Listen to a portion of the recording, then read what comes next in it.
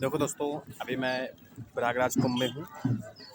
तो हम कितनी ही बात कर लें, हमारा हाथ ग्रो कर रहा है, ये है वो है, इतने पैसे खर्च हो रहे हैं, लेकिन आप कभी भी अगर धार्मिक स्थल देखेंगे या कहीं भी देखेंगे तो आपको वहाँ पर बहुत सारे ऐसे लोग मिलेंगे जो को पैसे मांगते हुए मिलेंगे। फिर चाहे वो गरीब हों या फिर वो ठगने के लिए आए हों। बहुत सारे ऐसे गरीब होते हैं जिनके पास खाने के लिए भी नहीं होता है, वो भी बैठे होते हैं। और बहुत सारे ऐसे लोग होते हैं जो पंडे बनकर होते हैं, जिनके पास होता भी है फिर भी वो बैठ कर के मांगते रहते हैं। अभी अभी अभी मैं कल ही था, तो कल मैंने देखा कि छोटे छोटे बच्चे थे, करीब 5 साल के, 7 साल के, 10 साल के। वो बच्चे एक थाली में गणेश भगवान की मूर्ति रखे थे और उस पर कोई बत्ती जलाकर घूम रहा था, वो पैसे ले रहे थे।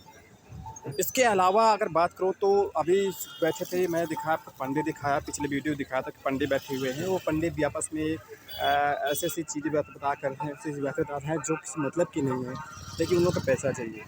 तो अगर हम देखें तो जो यहाँ पर पंडाल लगे हुए हैं, जहाँ पर कथा भगत होती है, जहाँ पर संत गुरु आते हैं, धार्मिक गुरु आते हैं, सब कुछ आते हैं, लेकिन अगर हम ध्यान से गौर से देखें तो क्या वो भी यही नहीं कर रहे हैं?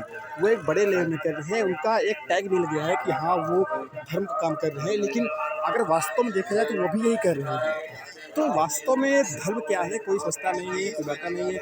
वो जो धर्म गुरु हैं, ये फालतू की उल्टा-सीधी ऐसी-ऐसी आपको कहानियाँ बताएँगे, जिन कहानियों का एक्चुअलिटी से कोई मतलब नहीं है। देखिए, जहाँ पर तथ्य नहीं होते ना, वहाँ पर सत्य नहीं होता है। कहते हैं ना, facts are the door to truth. तो जहाँ पर फैक्ट्स ही नहीं है, वहाँ पर सत्य नहीं होगा, और जहाँ पर सत्य नहीं, वहाँ धर्म कैसे होगा? आप तो आसानी से कह देते हो, सत्यम शिवम सुंदरम, सत्य ही शिव है, सुंदर है। लेकिन जहाँ पर सत्य नहीं होगा, वहाँ पर शिव कैसे होगा?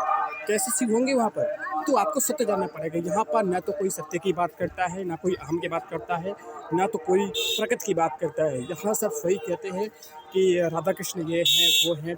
उनकी तरह-तरह की कहानियाँ बताएँगे, तरह-तरह की भक्ति कहानियाँ बताएँगे, लेकिन कहानियों का ज़रिए धरातल पर हमारे जीवन की क्या उद्देश्य है, क्या महत्व है, क्या महत्व नहीं है, ये बात करने वाला कोई नहीं है। मैंने 2 दिन तक यहाँ पर यही देखा।